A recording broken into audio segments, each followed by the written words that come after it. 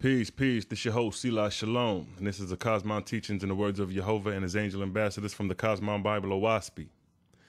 And the topic of discussion today is just a synopsis of what happened in the 23rd arc cycle. Now, the length of the 23rd arc cycle after the creation of man is from 3953 BC to 1553 BC, a total of 2400 years. Yahweh, through true God of heaven and earth, raised up 4 great prophets in 4 great regions to establish his light on earth during this arc cycle. Abraham of Persia, later Arabia, Brahma of India, Po or Fo of China, and Iwata or Hawata of North Guatemala, which is North America. Now, in the heavens, 200 years after the beginning of the 23rd arc cycle, which would be from 3953 BC to 3753 BC, an angel named Anu-Hasaj broke the order set up by the Etherian gods for the 23rd arc cycle and began to establish his own order inspired by self, or Satan. In the Owaspi, it makes it clear that Satan is self, the selfishness of man or woman. Now, 200 years after, which is 3553 BC, Anu-Hasaj became Lord God, second in rank to true God, son of Yahweh, scheming to overtake the lower kingdoms of Haiti. It is from this point that Anu-Hasaj declared himself against the creator and true God of heaven and earth. And his name Anu can be traced to the earth with the sky god Anu of Sumer and the term Anunnaki, which means those who from heaven came. And this would fit the exact time period Anu-Hasaj and his takeover in the lower heavens and earth. And it is said around 3500 BC is when the Anunnakis came to the earth. And Anu-Hasaj later took also the name Dais for himself. And you can find traces of this in the Sanskrit text where he is called Dais Ptah, meaning God the Father. And to the Greeks, he was known as Zeus or Zupata, where you get Jupiter. All these names stemming from Anu-Hasaj style Dais. It is from the heavenly kingdom of this false angel Anu-Hasaj style Dais that the Canaanite god Baal, the Persian goddess Ashtaroth, and the African god Osiris, whose real name is Chilimung according to Owaspi, all came from the heavenly kingdom of Anu-Hasaj the false. The angel named Chilimung called himself after Osiris the First. Osiris the First was the Etherian god who came from the Etherian world Lotsin, stationed in the 21st arc cycle after the creation of man. Asar the First ruled the heavens and the earth when the heavens and the earth crossed the 21st arc cycle after the creation of man, from 10,353 BC to 7,053 BC, 3,300 years, which is the length of the 21st arc cycle, which predates the false Osiris of Kemet by 2 arc cycles of a 3,000-year period. And you can check my videos called Osiris the First and the Birth of the Shepherd Kings, where I give greater detail. From 3553 BC began the Battle of 1,000 Years, from 3553 BC to 2553 BC, which wars were to establish the false gods on earth by enslaving or killing those who worship the Creator on earth. And it is from this time the name Dais, Baal, Ashtaroth, Osiris, and all the Canaanite, Sumerian, Chemedian gods begin to rise up on the scene within this time. Within this time is when Anu, style Dais, gives his own account of his creation story, which was interpreted by Osiris, Tian, and Sudga, which became the Chemedian, Sumerian, ancient Indian, ancient Chinese stories of that day. And I did a documentary on those as well, the false stories of creation. You can check that out. This period would coincide with the Gerzean culture in Africa.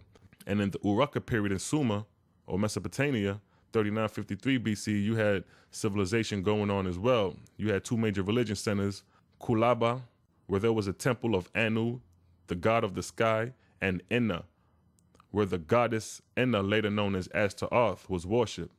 And you can find the names Anu in both Kemet and Sumer texts. And the god Ishtar is none other than Ashtaroth. 3 Mesopotamian cylinder seals of the late Urarka period have been found in Egypt. Mesopotamian motifs appeared in Egyptian art. So here you can clearly see the Akkadians on this inscription, subduing 2 lines. The same theme is repeated on wall paintings from Hierarchonopolis, however you pronounce that, belonging to one of the earliest brick buildings in southern Egypt. So as I stated, in pre-dynastic times, you had Akkadians in Africa.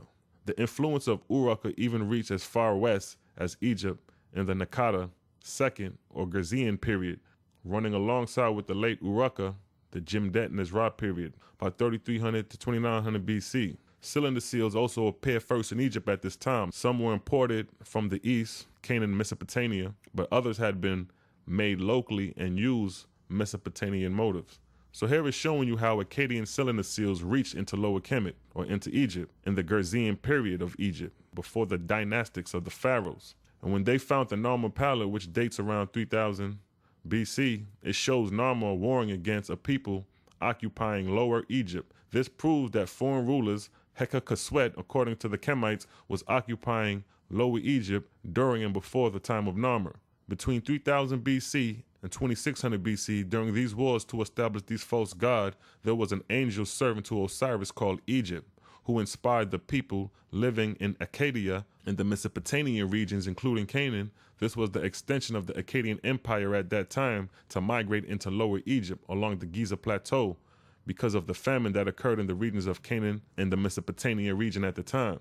The Africans call these people Heka, which means foreign rulers. These foreign rulers settled in Lower Kemet, and their capital was Avaris. But in the Kemetic language, Avaris was called Hawat, and I can't pronounce the WRT, which means mansion of the desert plateau, referring to these Akkadian kings who built mansions in the desert plateau of Lower Kemet. The Kemetians' families occupied Upper Egypt, or Upper Kemet, more South Africa.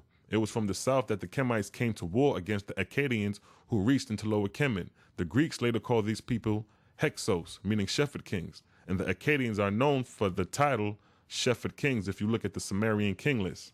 Here are some pre-dynastic cylinder seals and evidence of culture in Sumeria resembling that of early pre-dynastic Egypt. You have the scorpion and Rosetta, going back to the Gora period, which is between 3300 to 3000 BC. And you have the symbol of Enna, the Sumerian goddess Enna. So here is showing you the scorpion in Mesopotamia. And remember that there were pre-dynastic kings in Egypt called scorpion kings. So here you see the connection. And now here you have the scorpion archer. Now in ancient Kemet, they talk about the scorpion kings, but the same time period, before the dynastics, you had the scorpion archer of ancient Akkadian or ancient Mesopotamia. And then you have the kettleberries, which coincide around the same time. Now here you have a king feeding Rosetta flowers to sheep. And here you have a bearded male figure who wears a round cap. This man appears on many artifacts excavated at the goddess Enna's city in Urukka and may represent the priest king of the city who assumed the role of divinity, consort of the goddess Enna in the sacred marriage ceremony. Now if you clearly look at the features of this man, this is the same features you see on the Gabel el Arek knife that they found at Abydos, showing you once again that Akkadians reached and extended their empire into Lower Kemet. And here's the evidence. And here's more evidence that these were shepherds because he's feeding the sheep. And here you have another cylinder seal with schematic workers. This small seal may depict female workers seated on mats, perhaps engaged in the production of textiles and pottery. They are shown in a very schematic fashion, typical of such small cylinder seals of this period, being 3300 BC to 3000 BC, pre-dynastic times. And now you have the kneeling bull holding a spouted vessel. This bull figure holds a spout vessel in its hooves as it prepares to offer a libation. Small limestone pebbles inside this fragment suggest that it served as a rattle or salt instrument. And next we have an Elamite showing you how the Elamites looked, bearded men. It was created at the time the first city emerged in ancient Sumer. Here the triple belt and beard that defined divine beings and royalties. So here's proof that there was an advanced, a great civilization in the Mesopotamian region, going back in pre-dynastic times. And here you have another stamp seal amulet of a seated woman. Similar squatting figures are known both on cylinder seals from Iran, Mesopotamia, and Syria, and as small sculptures in the road from the Iranian site of Susa, dating to the end of the late 4th into the early 3rd millennium BC. So here we're showing you more evidence coming from the Mesopotamian regions. And here you have the head of a ram. The modeling of this head ram is characteristics of the late Urukka period. Images of sheep were especially common in the city at this time. especially within buildings associated with the cult of the goddess Enna of Uraka. This might indicate that animal sculptures such as this example played a role in religious practice. And here you again is showing the ram's head, showing you that these were the shepherds in the Far East that came, who empire extended into Lower Egypt. A lot of Egypt cats don't want to accept that. And now, between 3000 BC to 2600 BC, during these wars to establish these false gods, there was an angel servant to Osiris called Egypt, who inspired the people living in Akkad and in Persia and the Mesopotamian regions, including Canaan. This was the extension of the Akkadian Empire at that time to migrate into Lower Egypt along the Giza Plateau. Now, around 2500 BC, this is when Anu-Hassaj in his heavenly kingdom was cast in hell. And this is the time where Osiris, Baal, and Astaroth became the prominent deities of Kemet, Canaan, and Persia, and even Europe. After the wars of 1,000 years, from 3553 BC to 2553 BC, around that time period, the gods became established on earth. The gods began to build their monument, temples, and pyramids in dedication of themselves through the labor of mortals. According to Manetho, he states, the shepherd kings, which were none other than the Akkadians, were a people of noble race who came from some unknown land. Now we know for sure that this unknown land was in the Mesopotamian regions. The fourth dynasty, however, was said to be composed of 8 Memphite kings of a different race.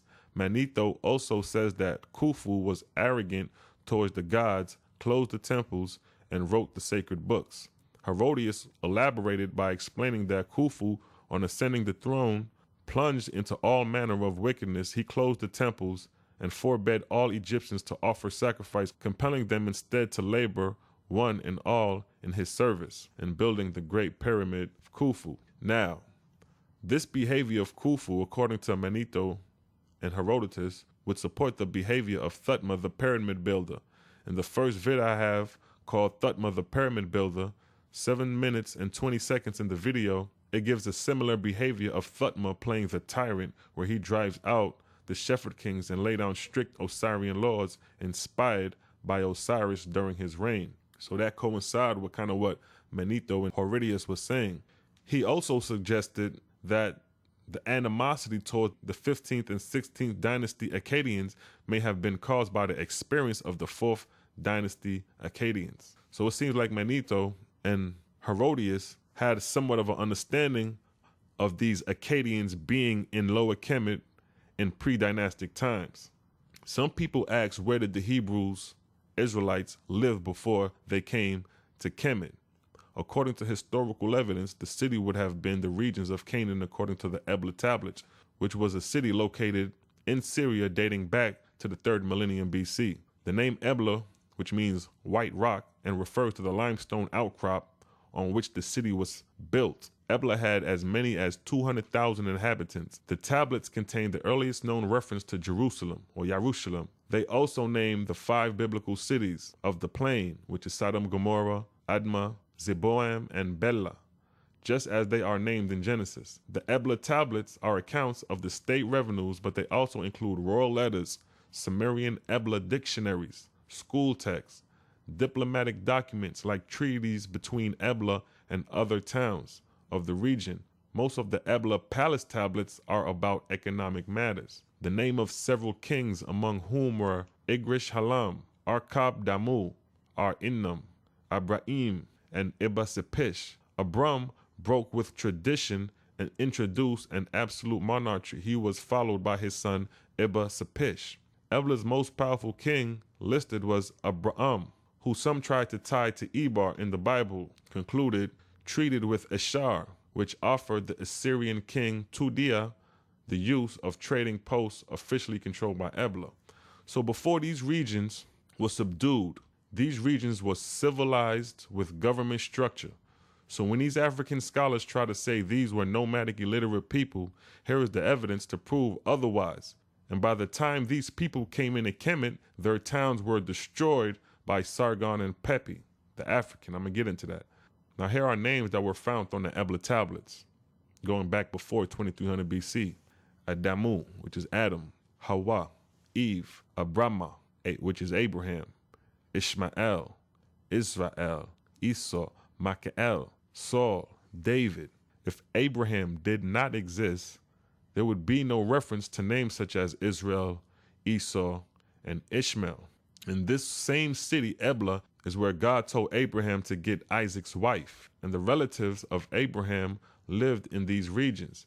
And if you notice, the people of Ebla wear the same fringes that is found among the Hebrew Israelites, the headbands, the long beards, and the locks, all of which are Hebraic customs stemming from ancient Akkadian customs, being that Abraham was from Ur of Chaldea, and Chaldea ain't nothing but ancient Akkad, and his native customs would have been such.